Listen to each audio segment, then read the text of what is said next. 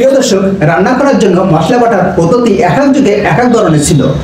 প্রাচীন যুগে কি ছিল এবং আধুনিক যুগে কি ছিল এবং ডিজিটাল যুগে কি ছিল সেটা আমি আজ আপনাদের সামনে তুলে ধরবো। প্রাচীন যুগে ছিল মাটির তৈরি জিলেসরা, আর এই জিলেসরাই কি সুন্দরভাবে তারা বাটনা পেটে অনেক স্বাদের মজা করে তরকারি রান্না করতো তারা। আর আধুনিক যুগে আসলো পাথরের তৈরি শিল আর নোড়া। এই শিল আর এই নোড়া। এর পরবর্তীতে আসলো আমাদের ডিজিটাল যুগে। ডিজিটাল যুগে অত্যাধুনিক পদ্ধতিতে তৈরি হলো ব্লেন্ডার, আর এই সে ব্লেন্ডার।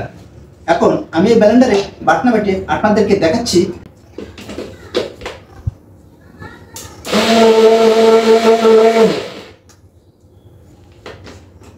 আমার বাটনা বাটা শেষ, 1 মিনিটে বাটনা বাটা আমার শেষ হলো। এই ব্লেন্ডারে বাটনা বেটে মানুষের মুখের স্বাদ কিন্তু নষ্ট হয়ে গেছে। এর আগে আমি দেখিয়েছি জিলেসরা ও এর পরবর্তীতে দেখিয়েছি শিল আর নোড়া। সর্বশেষ হলো ব্লেন্ডার।